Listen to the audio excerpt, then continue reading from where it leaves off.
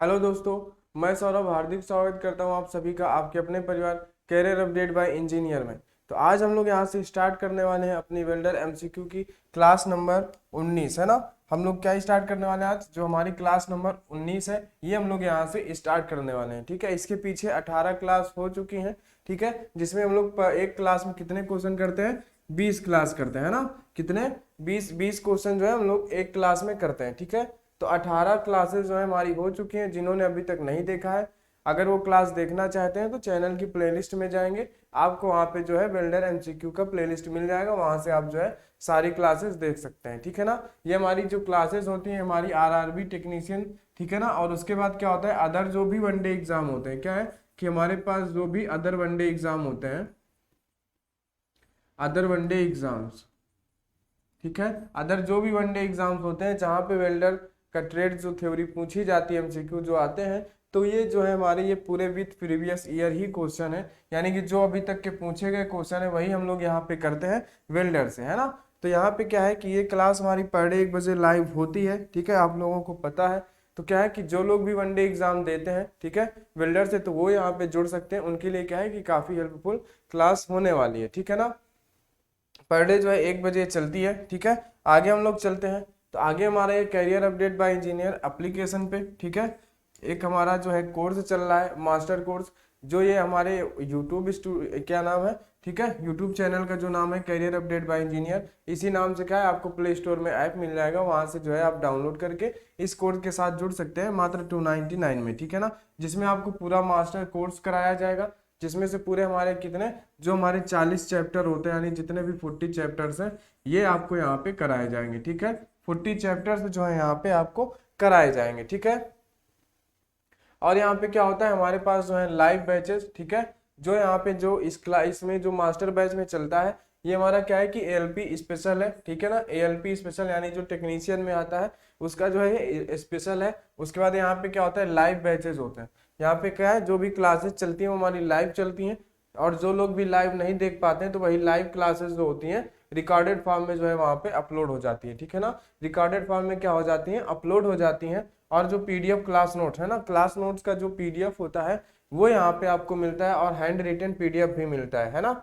जो यहाँ पे क्या होता है, हैंड रिटन पीडीएफ भी मिलता है। ठीक है, हैंड रिटन पीडीएफ भी आप लोगों को यहाँ पे मिल जाता है। ठीक है ना, तो यहाँ पे क्या है, और उसके बाद डाउट ग्रुप मिल जाता है जहाँ पे आप अपने डाउट पूछ सकते हैं। मॉक टेस्ट भी यहाँ पे कराए जाएंगे। जैसे ही 50% सिलेबस जो खत्म हो जाएगा, यहाँ पे मॉक टेस्ट भी स्टार्ट हो जाएगा। ठीक है ना, ये यहाँ पे आप देख रहे हैं एएलपी टेक्नीशियन के लिए, और जो भी वनडे एग्जाम है उन सभी के लिए ये क्या है कि जो हमारी वेल्डर ट्रेड थ्योरी का जो मास्टर बैच है ये काफी ज्यादा हेल्पफुल होने वाला है। ठीक है ना, तो इसमें हम लोग क्या करते हैं कि इसमें हम लोग सारी चैप्टर वाइज जो भी कॉन्सेप्ट होते हैं वो हम लोग यहाँ पे पढ़ते हैं, है ना। जितने भी चैप्टर वाइज हमारे कॉन्सेप्ट हैं जो भी हैं, सारी चीजें हम लोग उनको सीक्वेंस में पढ़ते हैं। तो जो लोग भी यहाँ पे जुड़ना चाहते हैं, अपने तैयारी को जो है सही ढंग से करना चाहते हैं, वो यहाँ पे जुड़ सकते हैं। ठीक है, तो आगे हम लोग स्टार्ट करते हैं आज का अपना पहला क्वेश्चन। ठीक है ना, सभी लोगों को दिख रहा होगा स्क्रीन में। हम लोग आज का पहला क्वेश्चन है कि प्रत्येक टैक वेल्ड की लंबाई कितनी होती है।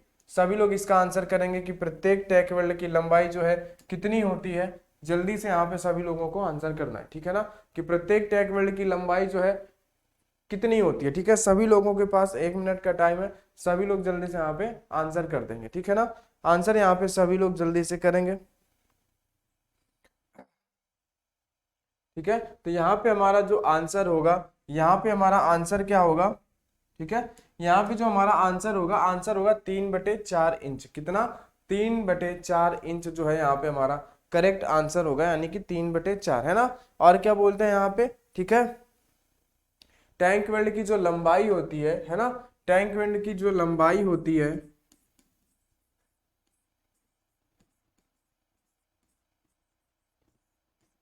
टैंक वेल्ड की जो यहाँ पे लंबाई होती है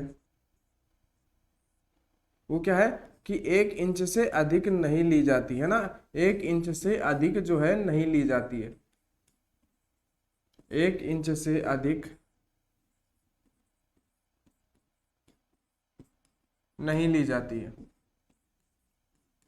ठीक है ना, इसमें जो हमारा क्या होता है, जो टैंक वेंड की लंबाई होती है वो हम लोग यहाँ पे 1 इंच से अधिक नहीं लेते। ठीक है, उसकी लंबाई क्या है हमारी, 1 इंच से या 1 इंच से कम होनी चाहिए। ठीक है ना, अधिक नहीं ली जाती है। ठीक है ना, है ना। तो ये हमारा यहाँ से था पहला क्वेश्चन कि टैंक वेल्ड की लंबाई कितनी होनी चाहिए, तो यहाँ पे दिया है 3/4 इंच, और उसके बाद यहाँ पे आपको बता दिया गया कि 1 इंच से जो है अधिक नहीं ली जाती है। आगे हम लोग बात करते हैं फिलेट वेल्ड ओ ज्वाइंट, ठीक है, यानी कि यहाँ पे क्या आएगा, फिलेट वेल्ड जो है हमारा यहाँ पे टी ज्वाइंट जिसे हम लोग बोल सकते हैं, है ना। क्या टी ज्वाइंट के लिए पिच की दूरी कितनी होनी चाहिए, टी ज्वाइंट के लिए जो है यहाँ पे पिच की दूरी कितनी होनी चाहिए, तो सभी लोग यहाँ पे आंसर करेंगे कि इसके लिए जो है हमारी पिच की दूरी कितनी होनी चाहिए, सभी लोग जल्दी से यहाँ पे बताएंगे, ठीक है ना, कि पिच की दूरी जो है कितनी होनी चाहिए, ठीक है ना।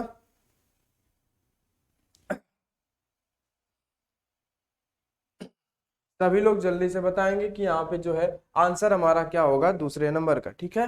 सभी लोग यहाँ पे आंसर जल्दी से करेंगे, ठीक है ना। सभी लोगों को यहाँ पे आंसर जल्दी से करना है, तो सभी लोग यहाँ पे आंसर इसका जो है जल्दी से बताएंगे आंसर यहाँ पे हमारा क्या होगा, ठीक है। इसका आंसर जो होगा हमारा वो क्या होगा, यहाँ पे आंसर होगा हमारा ए नंबर, यानी कि 2 गुनी, ठीक है ना। आंसर हमारा यहाँ पे क्या होगा, आंसर होगा यहाँ पे हमारा 2 गुनी, ठीक है। यानी कि जो हमारा ये फिलेट वेल्ड होता है जिसे हम लोग टी जोड़ कहते हैं, ठीक है ना, ठीक है। यानी कि क्या होता है, जब प्लेट के मध्य में, ठीक है ना, यहाँ पे क्या होता है,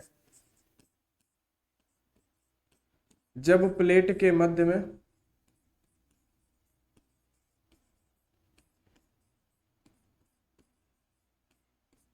कोई दूसरी प्लेट, क्या होता है, जब प्लेट के मध्य में हम लोग क्या करते हैं, कोई दूसरी प्लेट समकोण, क्या होता है, समकोण यानी कि 90 डिग्री, है ना, समकोण यानी कि 90 डिग्री पर रखकर जोड़ते हैं, तो हमारा क्या करता है, 90 डिग्री पर रखकर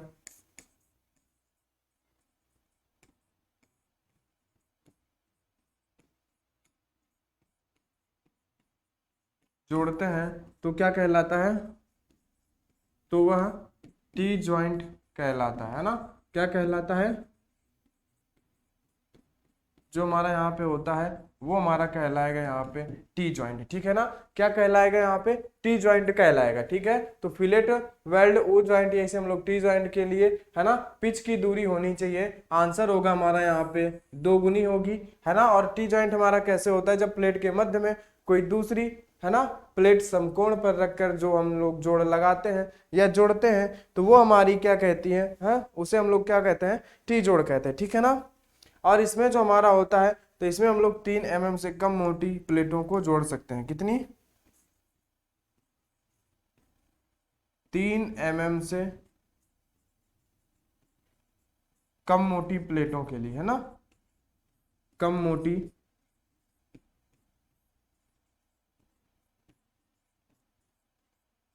प्लेटों के लिए जो हमारा यहाँ पे बोला जा रहा है कि कितनी मोटी प्लेट होनी चाहिए, तो 3 mm से कम मोटी प्लेटों के लिए जो है ये होता है, 3 mm से कम मोटी प्लेटों को जो है हम यहाँ पे जोड़ सकते हैं, किसके द्वारा, जो हमारा टी ज्वाइंट होता है, ठीक है ना।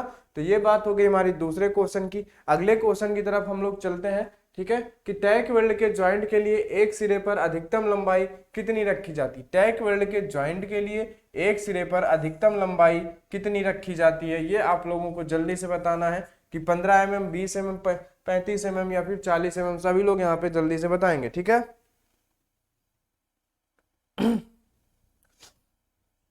जल्दी से सभी लोग इसका आंसर करेंगे कि इसका आंसर हमारा क्या होगा, ठीक है। आंसर यहाँ पे सभी लोगों को जल्दी से देना है कि इसका आंसर जो होता है हमारा क्या होता है, सभी लोग जल्दी से आंसर करेंगे, ठीक है।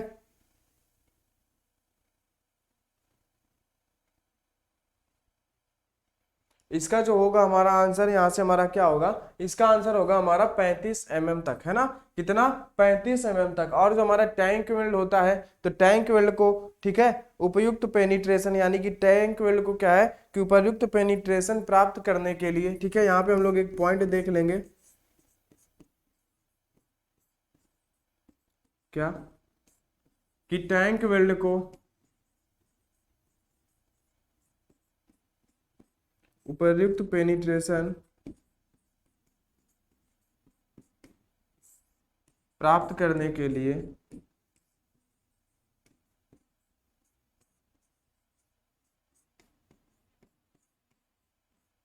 क्या है कि जो हमारा टैंक वेल्ड होता है, तो टैंक वेल्ड को जो है उपर्युक्त पेनिट्रेशन प्राप्त करने के लिए नियमित अंतराल पर उच्च धारा के साथ लगाया जाता है। क्या किया जाता है? नियमित अंतराल पर, नियमित अंतराल पर उच्च धारा में लगाया जाता है। क्या किया जाता है? उच्च धारा में लगाया जाता है। ठीक है ना? तो ये होगा हमारा, इसका आंसर क्या होगा? 35 mm तक। और उसके बाद अगर हम लोग क्या है कि टैंक वेल्ड में अच्छा पेनिट्रेशन प्राप्त करने के लिए नियमित अंतराल पर उच्च धारा में जो है इसे लगाया जाता है। और क्या होता है इसमें, जहां प्लेटों को फिक्चरों से पकड़ा नहीं जा सकता है वहां पे हम लोग टैंक वेल्ड का प्रयोग करते हैं ना। और यहाँ पे लिख लेंगे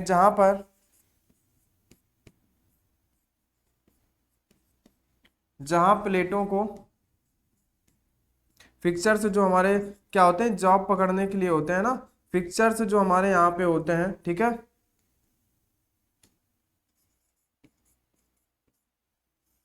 यहाँ पे जो क्या होता है हमारा, जो यहाँ पे हमारे फिक्सर्स होते हैं, ठीक है ना, तो फिक्सरों से नहीं पकड़ा जाता है या फिक्सर्स से, ठीक है,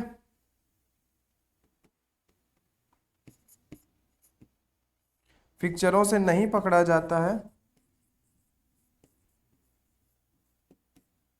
नहीं पकड़ा जा सकता, वहां पे हम लोग क्या करते हैं, टैंक वेल्ड का यूज करते हैं। किसका? टैंक वेल्ड लगाते हैं। ठीक है ना? तो ये बात आपको समझ लेना, ये बात, ये क्वेश्चन एक बार और एमसीक्यू में आ चुका है ना, कि ये जो हमारा टैंक वेल्ड, ये जो हमारी नीचे वाली पॉइंट है, इससे एक क्वेश्चन हम लोग और एमसीक्यू में कर चुके हैं। तो आपको ये जो पॉइंट बताए जाते हैं इन पे भी आप लोगों को ध्यान रखना है ना। ये पॉइंट जो आपको बताए जाते हैं तो इनको भी याद रखना है, क्योंकि यहाँ से भी क्वेश्चन पूछे जाते हैं ना। यहाँ पे क्या था कि जब हम, जहाँ पे हम लोग फिक्सरों से नहीं पकड़ सकते वहां पे हम लोग किसका यूज करते हैं, ऐसा क्वेश्चन दिया गया था। वहां पे हमें बताना था कि टैंक वेल्ड लगाते हैं ना, टैंक वेल्ड लगाते हैं और इनकी मदद से जो हम लोग पकड़ते हैं। ठीक है? और ये कितना होता है, कितनी मोटाई जो है इनकी, अधिकतम लंबाई कितनी होती है? 35 mm होती है। ठीक है?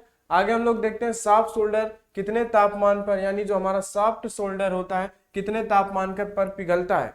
सॉफ्ट शोल्डर जो होता है हमारा कितने तापमान पर पिघलता है, सभी लोगों को यहाँ पे आंसर करना है ना। कि जो हमारा यहाँ पे चौथा नंबर है, इसका आंसर जो है यहाँ पे सभी लोगों को करना है कि सॉफ्ट शोल्डर जो है कितने तापमान पर पिघलता है। ठीक है? जल्दी से सभी लोग इसका आंसर करेंगे। ठीक है? सभी लोग इसका आंसर करेंगे।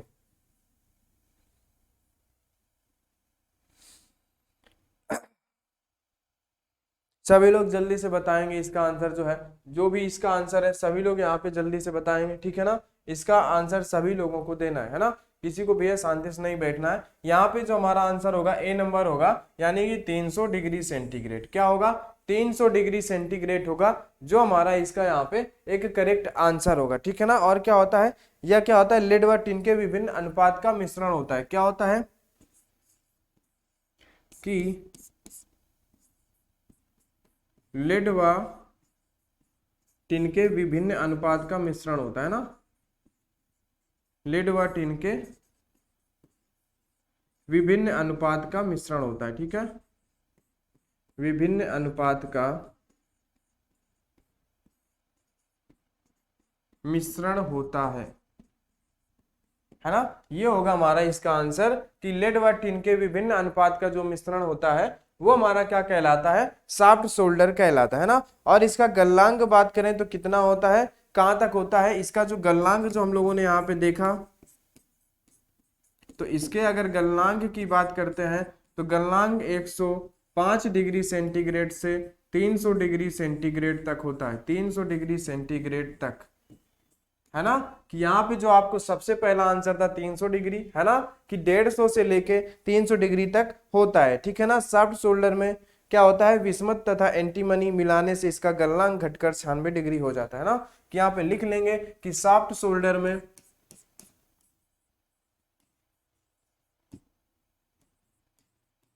सॉफ्ट शोल्डर में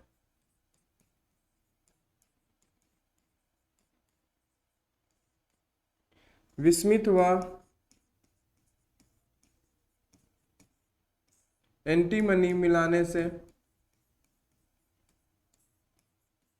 क्या हो जाता है, इसका जो गलनांक होता है वो घट के कितना हो जाता है, 96 डिग्री सेंटीग्रेड तक पहुंच जाता है ना। मिलाने से गलनांक कितना हो जाता है, 96 डिग्री सेंटीग्रेड तक पहुंच जाता है, ठीक है ना। और क्या है कि ये इसके 3 पॉइंट होते हैं। एमसीक्यू में एक बार यहाँ से भी क्वेश्चन पूछ लिया गया है, जिसे हम लोग एक बार कर चुके हैं ना। एमसीक्यू में आपका जो है यहाँ से भी एक क्वेश्चन पूछा गया है, ठीक है ना। और इसका जो हमारा क्या होता है, पतली चादरों को जोड़ने के लिए इसका यूज करते हैं ना। किसे, पतली चादरों को जोड़ने के लिए, पतली चादरों को जोड़ने के लिए इसका यूज करते हैं।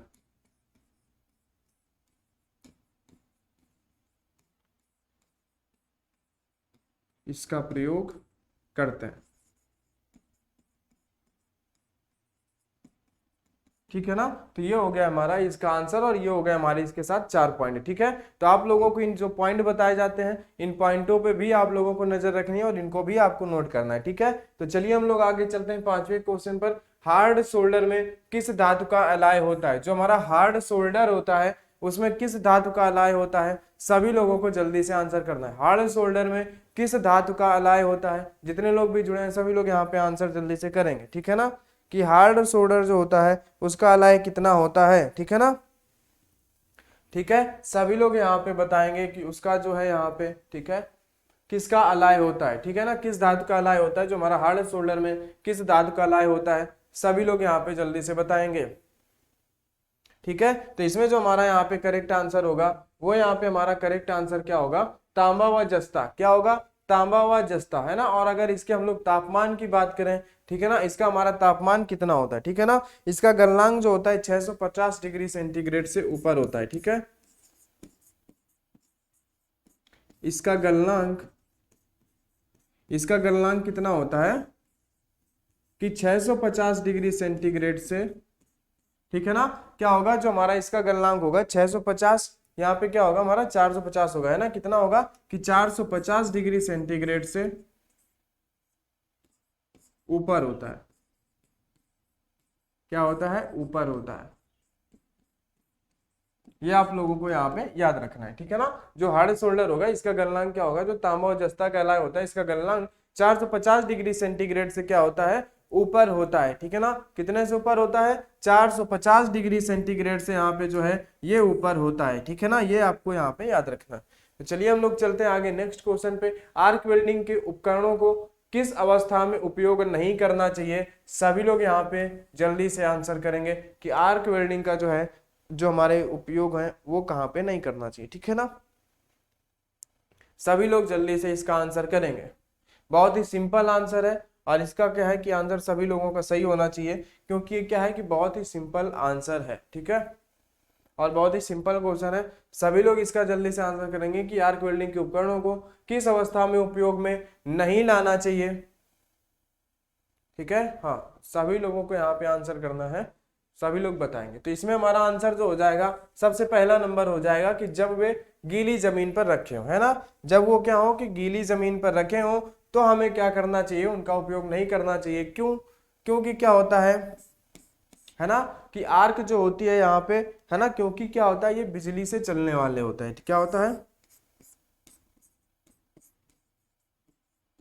ये बिजली यानी कि करंट से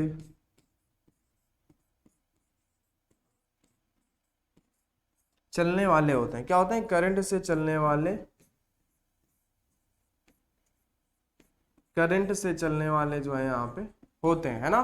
क्या होते हैं, बिजली व करंट से जो है चलने वाले होते हैं, जिसमें हम लोग क्या करते हैं कि क्या होता है, अगर हम लोग इन्हें गीली अवस्था में उपयोग करेंगे, क्या है, गीली जगह में उपयोग करने से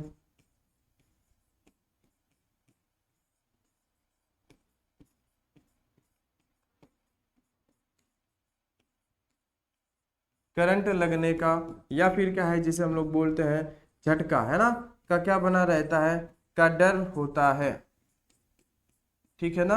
हाँ, पता लगा आप लोग क्या है कि अगर गीली अवस्था में वेल्डिंग वेल्डिंग जो है करने बैठे तो क्या हो जाएगा, वहां पे आपकी जो है वेल्डिंग हो जाएगी, क्या हो जाएगा, आपको जो है वहां पे झटका लग सकता है। इसलिए जो आर्क वेल्डिंग है वो गीली अवस्था में नहीं करनी चाहिए, नहीं तो फिर उसके जिम्मेदार आप होंगे, आप समझेंगे, है ना। तो यहाँ पे क्या है, निम्न में से किस फ्लेम का उपयोग वेल्डिंग में असंभव है ना, कि क्या है कि निम्न में से किस फ्लेम का उपयोग जो है वेल्डिंग में असंभव है, सभी लोगों को बताना है, ठीक है ना। हाँ, और आर्क वेल्डिंग जो है गीली अवस्था में नहीं प्रयोग करेंगे, फिर बाद में नहीं बोलना कि जो है सर नहीं बताए थे कि हम लोग को इसे गीली अवस्था में नहीं प्रयोग करना है ना। हाँ, गीली अवस्था में नहीं प्रयोग करेंगे, नहीं तो फिर क्या होगा, आपको भी वेल्डिंग करानी पड़ेगी अपने पे, ठीक है। तो चलिए इसका आंसर सभी लोग करेंगे कि निम्न में से किस फ्लेम का उपयोग जो होता है हम लोग यहाँ पे नहीं कर सकते हैं वेल्डिंग में। तो यहाँ पे हमारा जो होगा आंसर, वो हमारा यहाँ पे आंसर होगा डेटोनेशन। क्या होगा, डेटोनेशन फ्लेम जो है यहाँ पे हमारा करेक्ट आंसर होगा। क्यों, क्योंकि क्या होता है, डेटोनेशन फ्लेम का, डेटोनेशन फ्लेम का क्या होता है, एंगल अधिक होता है ना। क्या होता है, एंगल, या जिसे हम लोग कोण बोलते हैं, एंगल जो होता है यहाँ पे अधिक होता है ना। क्या होता है, एंगल जो होता है हमारा वो यहाँ पे अधिक होता है ना। डेटोनेशन फ्लेम का क्या होता है, एंगल जो होता है वह अधिक होता है, ठीक है ना। तो ये आपको समझ गए इतना सभी लोग, ठीक है ना, यहाँ पर किसी को कोई दिक्कत, ठीक है। आगे हम लोग चलेंगे कि क्या है, 8वां नंबर जो है हमारा, अधिकतर कार्यों में प्रयोग की जाने वाली फ्लेम कौन सी है। अधिकतर कार्यों में जो है प्रयोग की जाने वाली फ्लेम कौन सी है, सभी लोग जल्दी से बताएंगे, ठीक है। सभी लोग यहाँ पे बताएंगे जल्दी से। सभी लोगों को इसका आंसर जो है बिल्कुल करेक्ट देना है और बिल्कुल भी सही सही आंसर देना है, एक भी गलत आंसर नहीं देना है इसका, ठीक है ना। तो सभी लोग यहाँ पे करेक्ट आंसर देंगे। क्या यहाँ पे करेक्ट आंसर जो है यहाँ पे सभी लोग देंगे। अधिकतर कार्यों में प्रयोग की जाने वाली फ्लेम कौन सी है, सभी लोग आंसर करेंगे और सभी लोगों को पता भी होगा, है ना। तो यहाँ पे हमारा आंसर क्या हो जाएगा, यहाँ पे हमारा आंसर होगा कि उदासीन फ्लेम। क्या होगा हमारा, उदासीन फ्लेम होगा, जिसका प्रयोग हम लोग ज्यादा करते हैं। इसमें हमारा क्या है कि एसिटिलीन, ठीक है ना। अगर हम लोग यहाँ पे बात करते हैं एसिटिलीन यानी कि C2H2, है ना, और ऑक्सीजन, ऑक्सीजन यानी कि O2, है ना। इनका जो अनुपात होता है कुछ लगभग समान रहता है ना। इनका अनुपात क्या होता है, लगभग समान रहता है। तो इनका अनुपात हम लोग क्या कर सकते हैं, इनका जो अनुपात होता है वो क्या होता है 1.1, ठीक है ना। और अगर इसके हम लोग गलनांक की बात करें तो कितना होता है 3260 डिग्री सेंटीग्रेड, है ना। इसका जो हमारा तापमान होता है,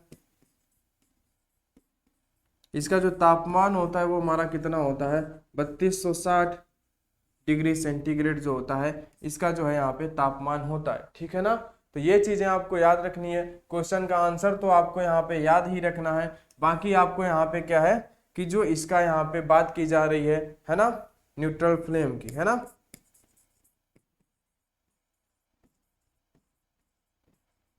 न्यूट्रल जो फ्लेम है इसका जो हमारा तापमान होता है वो 3260 डिग्री सेंटीग्रेड होता है। तो आपको इन पॉइंटों को भी लिखते जाना है और इन पॉइंटों पे भी आपको जो है नजर रखते जाना है ना। आगे हम लोग चलते हैं, किसी ऑक्सी एसिटिलीन लॉ में दूसरा कंबक्शन, ठीक है ना, कहां पर होता है, यानी कि दूसरा कंबक्शन यानी दहन जो है कहां पे होता है, सभी लोग जल्दी से यहाँ पे बताएंगे। सभी लोगों को यहाँ पे आंसर करना है, ठीक है।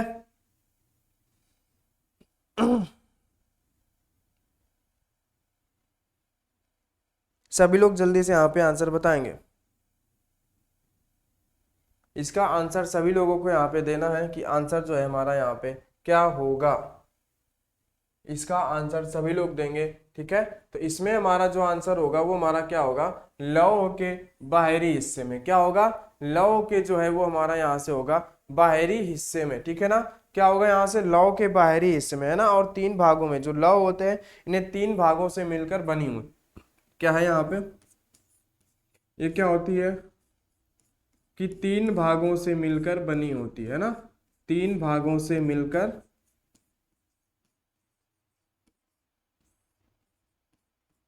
बनी होती है। क्या होती है? 3 भागों से मिलकर यहाँ पे जो है ये बनी होती है।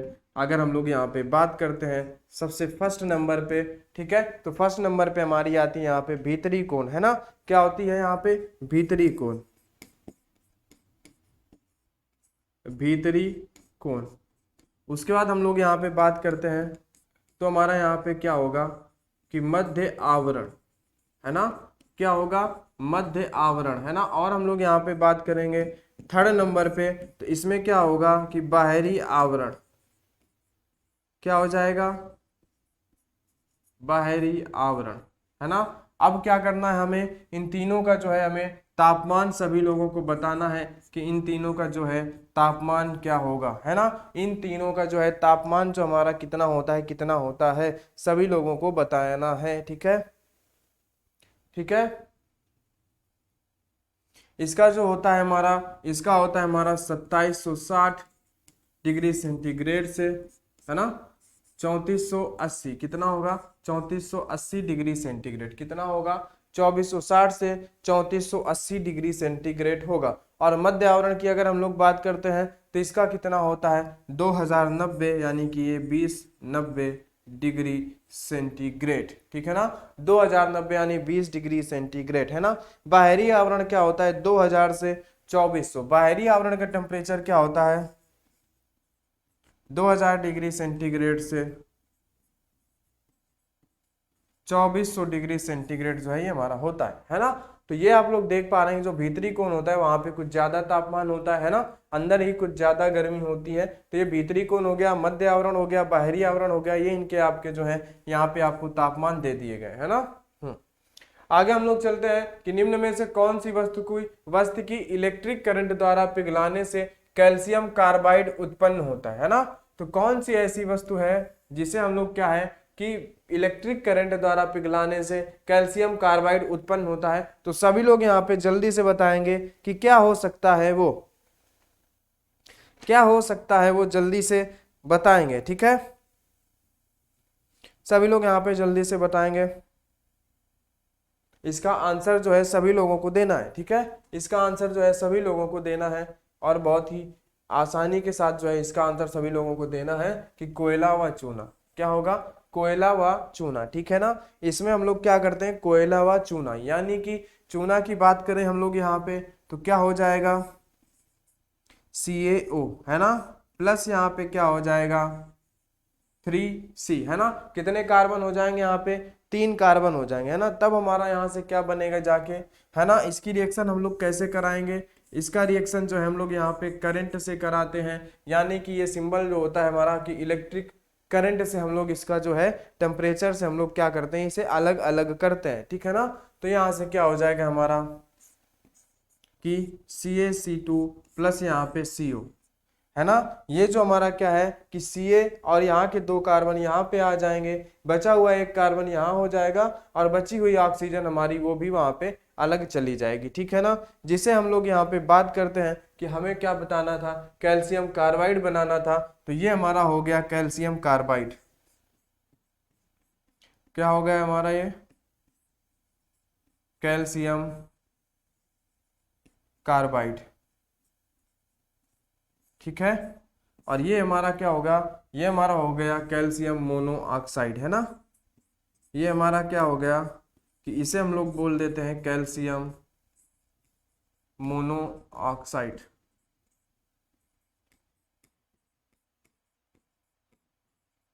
कैल्शियम मोनोऑक्साइड इसे हम लोग यहाँ पे बोल देते हैं, ठीक है ना। क्या होता है? ये हमारा कैल्शियम मोनोऑक्साइड होता है ना। तो ये हो गया हमारा कि कोयला व चूना, ये हमारा चूना हो गया, ये हमारा कोयला हो गया, है ना। और ये हमारा क्या बन गया? कैल्शियम कार्बाइड बन गया और कैल्शियम मोनो, है ना। कार्बन मोनो यहाँ पे क्या हो जाएगा? कार्बन मोनो, ठीक है ना। ये कैल्शियम मोनो की जगह क्या हो जाएगा? कार्बन मोनो, ठीक है। ये हमारा क्या होगा? Carbon mono, carbon mono oxide, ठीक है ना। तो ये हमारा क्या हो गया? ये आपका यहाँ पे आंसर मिल गया। आगे हम लोग चलते हैं जल्दी से 11वें पे। इलेक्ट्रोड की कोडिंग के समय रेडियोग्राफिक गुणों वाले इलेक्ट्रोड किस अक्षर से दर्शाए जाते हैं? यानी किसकी बात कर रहे हैं यहाँ पे? रेडियोग्राफी वाले, है ना। और आप लोगों को ये अच्छे से पढ़ाया गया था कि रेडियोग्राफी वालों को हम लोग किससे दर्शाते हैं। रेडियोग्राफी जो होता है ये हम लोगों ने थ्योरी पे सही ढंग से पढ़ रखा है कि हम लोग इसे किससे दर्शाते हैं, ठीक है ना। और ये आप लोग, ठीक है, जो भी थ्योरी के लोग हैं उनका जो है आंसर यहाँ पे गलत नहीं होना चाहिए कि रेडियोग्राफी को हम लोग किससे दर्शाते हैं, ठीक है ना। हाँ, रेडियोग्राफी को हम लोग किससे दर्शाते हैं सभी लोगों को बताना है। इसमें हमारा जो आंसर होगा एक्स होगा। क्या होगा? एक्स। रेडियोग्राफी पे जो हम लोगों ने यहाँ पे जब हम लोग इलेक्ट्रोड की कोडिंग पढ़ रहे थे, है ना, किसमें, जो हम लोग यहाँ पे इंडियन स्टैंडर्ड, है ना, हम लोगों ने यहाँ पे बात की थी इंडियन स्टैंडर्ड, ठीक है। तो इंडियन स्टैंडर्ड में ही जो हमारा क्या होता है, एक हमारा होता है एडिशनल कोडिंग, एक होती है हमारी मेन कोडिंग। तो हम लोगों ने इसे एडिशनल कोडिंग में हम लोगों ने पढ़ रखा था। फिर हमारा एक होता है अमेरिकन, ठीक है, सोसाइटी वेल्डिंग, है ना। यहाँ पे इसे ये हमारा होता है AWS, यानी कि क्या होता है अमेरिकन वेल्डिंग सोसाइटी, है ना। क्या होता है हमारा ये हमारा होता है अमेरिकन वेल्डिंग सोसाइटी, है ना। क्या होगा? American welding society. एक हमारे पास होता है BS, यानी कि ब्रिटिश, क्या होता है यहाँ पे, ब्रिटिश, ठीक है ना, स्टैंडर्ड। तो ये हम लोगों ने पढ़ा था, ठीक है ना। ये तीनों हमारे इलेक्ट्रोड कोडिंग के जो है मापक होते हैं, ठीक है ना। जिस तरह से हम लोग मात्रक को पढ़ते हैं SI यूनिट, है ना, MKS, ठीक है ना, ये सारी चीजें जो होती हैं तो वो हमारी क्या होती हैं। इसी तरह यहाँ पे इलेक्ट्रोड की कोडिंग के लिए ये हमारी प्रणाली है, जिसमें एक्स हमने पढ़ा था कि स्टैंडर्ड, इंडियन स्टैंडर्ड की एडिशनल कोडिंग के अंदर, है ना, एडिशनल कोडिंग के अंदर हम लोगों ने पढ़ा था। जैसे कि हम लोग अगर यहाँ पे जो हमारी मेन कोडिंग थी उसमें हमारा क्या होता था कि BR, ठीक है ना, 4211, इस तरह से अगर हमारी कोडिंग है तो यहाँ पे हम लोगों ने बात किया था B हमारा किसे रिप्रेजेंट करता है, R किसे करता है, ये 4 हमारा किसे करता है, 2 किसे करता है। ये सारी चीजें हम लोगों ने वहां पे थ्योरी पे बात की थी, है ना, ठीक है ना। तो यहाँ पे इतना जो है क्वेश्चन में टाइम ना होने के कारण इतना हम लोग यहाँ पे डिटेल में नहीं जाएंगे, बस हम लोग यहाँ पे थोड़ा सा नॉर्मली बात करेंगे।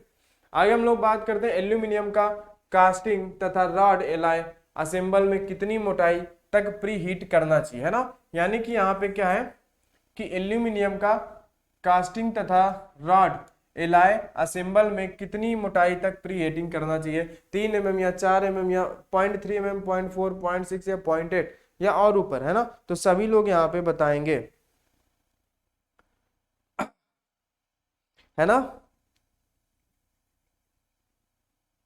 सभी लोग जल्दी से बताएंगे यहाँ पे, ठीक है। पूर्व तापन के बारे में यहाँ पे सभी लोग बताएंगे कि एल्यूमिनियम पे हम लोग कितना कर सकते हैं, ठीक है ना। ठीक है, तो यहाँ पे हमारा जो आंसर सही होगा वो हमारा आंसर नंबर सही होगा D नंबर, है ना। क्या होगा?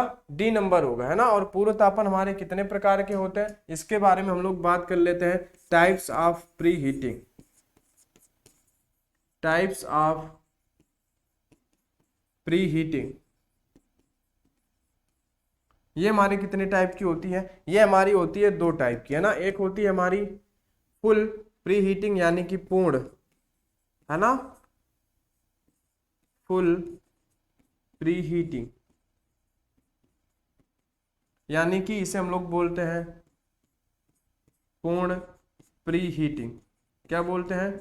पूर्ण प्री हीटिंग, ठीक है। और हमारे यहाँ पे सेकंड नंबर पे क्या होता है जिसे हम लोग बोलते हैं इनडायरेक्ट।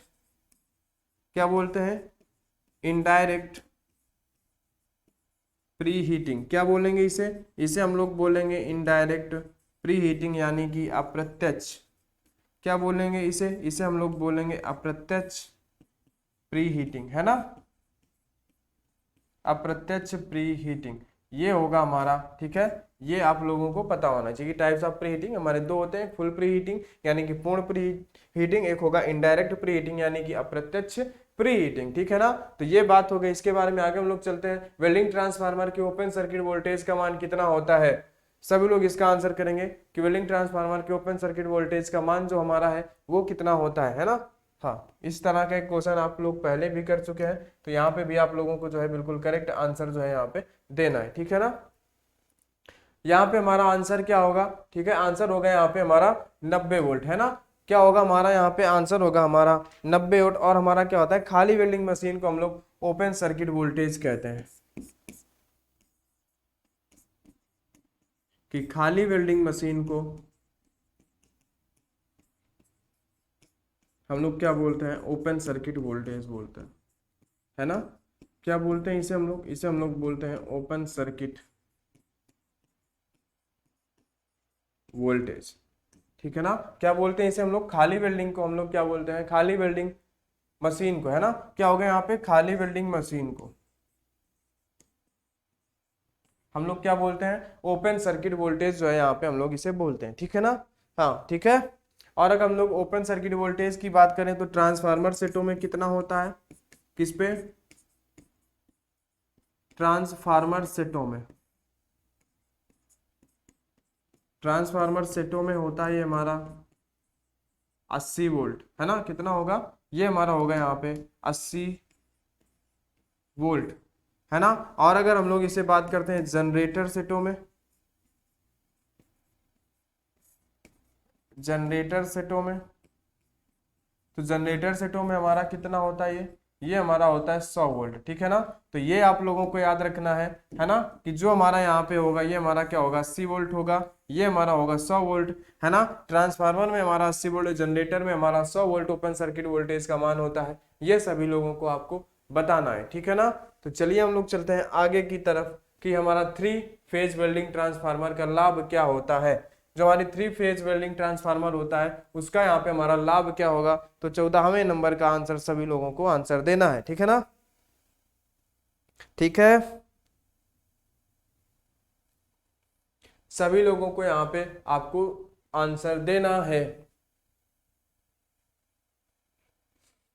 ठीक है। इसका आंसर जो है सभी लोग देंगे और जल्दी से आंसर देंगे, आंसर देने में देरी कोई भी नहीं करेगा, जल्दी जल्दी से हम लोग यहाँ पे आंसर देंगे, है ना। हाँ तो यहाँ पे हमारा क्या होगा, शक्ति उपभोग को बचाता है ना। क्या होगा, शक्ति उपभोग को, यहाँ पे जो होगा हमारा पहला ऑप्शन सही होगा, है ना। और क्या होगा यहाँ पे, भारी कार्यों में जो है इनका प्रयोग किया जाता है ना। किसमें, भारी कार्यों में इनका प्रयोग किया जाता है, किसमें किया जाता है, भारी कार्यों में इसका प्रयोग किया जाता है। क्या किया जाता है, भारी कार्यों में इसका प्रयोग जो है यहाँ पे किया जाता है ना। क्या किया जाता है, भारी कार्यों में जो है इसका प्रयोग किया जाता है। और हमारा क्या होता है, ये हमारे एयर कूल्ड, है ना। और हम लोग यहाँ पे क्या देख सकते हैं, कि ये हमारे जो होता है यहाँ पे, ठीक है ना, ये हमारा भारी कार्यों में भी प्रयोग कर सकते हैं इसे। और हमारा क्या होता है, ये हमारे ऑयल कूल्ड व एयर कूल्ड, है ना, दोनों प्रकार के होते हैं। ऑयल कूल्ड और एयर कूल्ड दोनों प्रकार के होते हैं ना। और इसके पहले वाली जो हमारी क्या था, ठीक है ना, जो हमारी यहाँ पे थी 17वें नंबर की जो हमारी क्लास थी एमसीक्यू की, उसमें हम लोगों ने क्या था, कि इसके बारे में, है ना, ये जो हमारा यहाँ पे है इसके बारे में हम लोगों ने डिटेल से समझा था, कि जो हमारा एयर कूल्ड है और ऑयल कूल्ड हमारा क्या है ना। तो जिन्होंने ये समझना है तो 17वें नंबर पे जो है, जो हमारी एमसीक्यू क्लास है वहां पे हम लोगों ने शायद इसे क्या है कि समझा था, ठीक है। आगे हम लोग चलते हैं, आर्क वेल्डिंग में ओपन सर्किट वोल्टेज की परास कितनी होती, आर्क वेल्डिंग में ओपन सर्किट वोल्टेज की यहाँ पे परास कितनी होती है, सभी लोगों को बताना है, ठीक है, कि इसकी जो परास होगी वो हमारी कितनी होगी, जल्दी से सभी लोग यहाँ पे बताएंगे। ओपन सर्किट वोल्टेज, यहाँ पे आर्क वेल्डिंग में ओपन सर्किट वोल्टेज की परास जो है हमारी कितनी होती है ना। सभी लोगों को आंसर करना है, ठीक है, कोई भी जो है शांति से नहीं बैठेगा, है ना। आंसर सभी को करना है, गलत हो या सही हो, ठीक है ना। अपना अपना जो है वोट सभी को देना है ना, अपना अपना जो है बहुमत सभी को देना है, कि यहाँ पे क्या हो सकता है। यहाँ पे जो हो सकता है हमारा वो हो सकता है 40 से 80 वोल्ट, है ना। आर्क वेल्डिंग में ओपन सर्किट वोल्टेज की परास कितनी होती है, 40 से 80 वोल्ट होती है, ठीक है। तो ये आपका होता है यहाँ से 15वां नंबर। आगे हम लोग चलेंगे कि संकेत, है ना, कि यहाँ पे जो आपको दिया गया है, क्या दिया गया है, यहाँ पे एक आपको सिंबल दिया गया है, किस तरह से, कुछ इस तरह से, है ना। तो ये जो हमारा है ना, ये गोला नहीं दिया भाई, कुछ लोग इसको भी समझ लेंगे, है ना।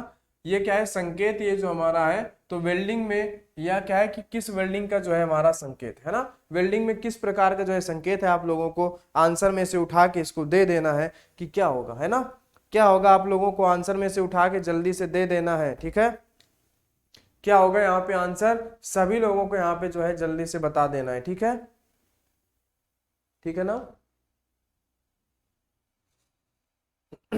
सभी लोग जल्दी से बता देंगे कि हमारा क्या होगा।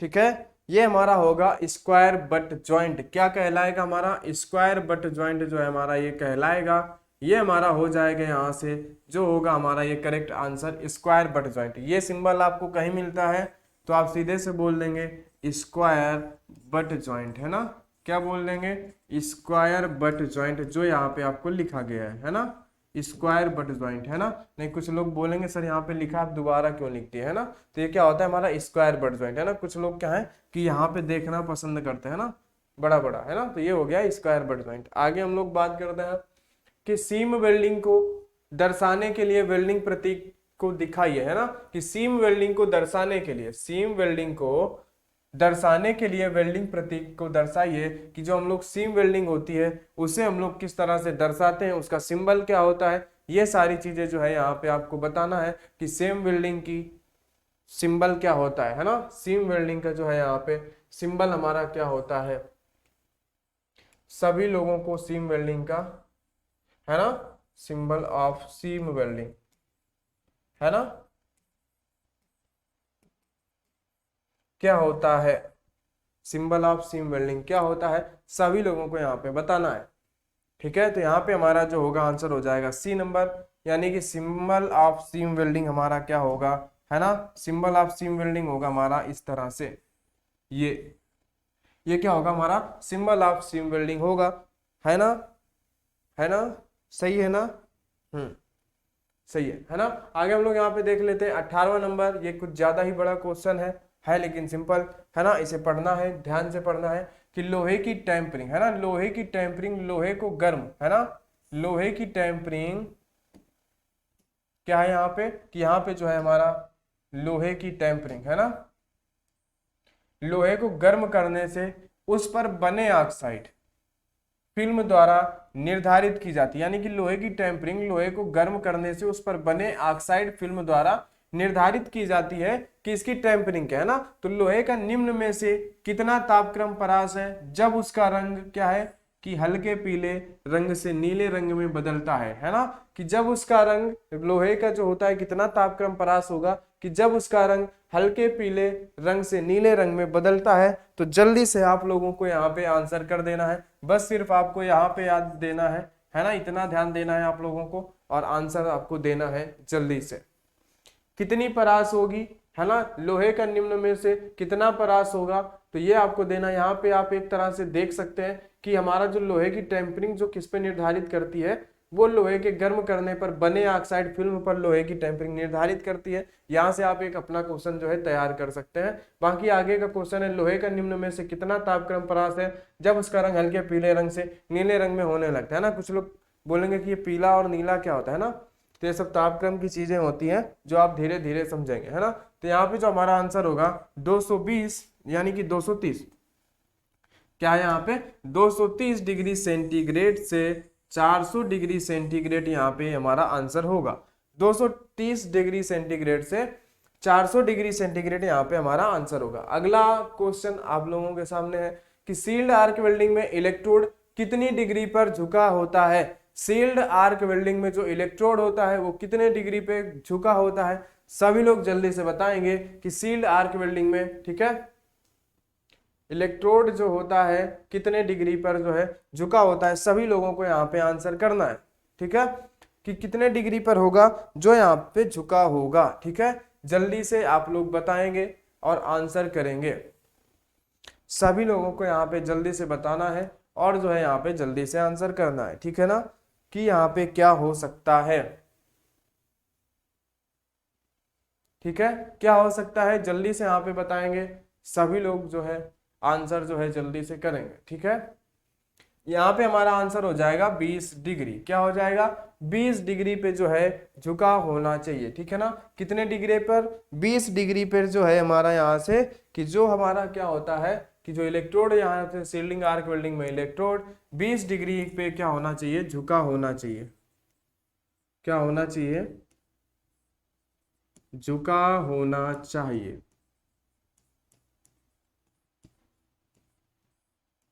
ठीक है, आगे हम लोग चलते हैं कि बैक स्टेप वेल्ड प्रक्रम में प्रथम वेल्ड बीड की लंबाई कितनी होती है ना, ये सभी लोगों को बताना है। और ये क्या है? ये जो क्वेश्चन है ये आपकी ठीक थ्योरी से आपको पढ़ाया गया है ना, जो कि क्या है, किस पे पढ़ाया गया है ये हमारा, ठीक है ना। ये हमारा पढ़ाया गया है किस चैप्टर पे? जो हमारा अभी चैप्टर चल रहा था वहीं पे जो है आपको ये पढ़ाया गया था आर्क वेल्डिंग के दोष में। किसमें? आर्क वेल्डिंग के दोष में। और विरूपण के अंदर जो कुछ टाइप्स थे वहां पे आपको पढ़ाया गया था कि बैक स्टेप वेल्ड प्रक्रम में प्रथम वेल्ड बीड की लंबाई कितनी होनी चाहिए, ये आपको वहां पे पढ़ाया गया था। तो सभी लोगों को आंसर देना है। अगर श्याम जी क्लास में जुड़े होंगे और सुजीत जी, तो वो लोग यहाँ पे बता सकते हैं कि जो है हमारा यहाँ पे कितना आंसर होगा।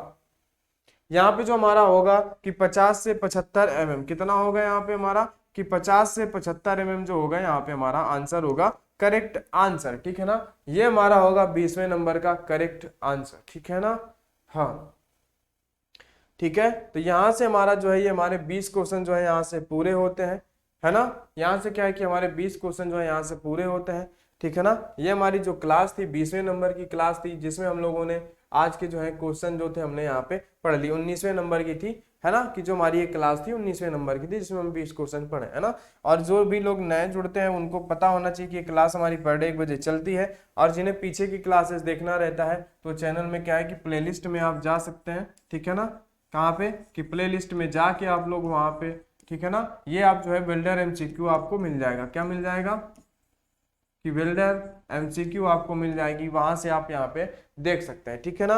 और यहाँ पे क्या है कि जो भी लोग जिनका क्या है कॉन्सेप्ट अभी दिक्कत हो रहा है, जिन्हें कंफ्यूजन होती है कि यार ये भी ऑप्शन हो सकता है, ये भी हो सकता है, तो उस कंफ्यूजन को दूर करने के लिए आप यहाँ पे जुड़ सकते हैं। जो यहाँ पे बैच चल रहा है मास्टर कोर्स, ठीक है ना। क्या चल रहा है? मास्टर बैच जो यहाँ पे चल रहा है, किसका? जो हमारा यहाँ पे है वेल्डर ट्रेड थ्योरी का। तो आप लोग क्या है यहाँ पे जुड़ सकते हैं मात्र 299 रुपीज में, ठीक है ना।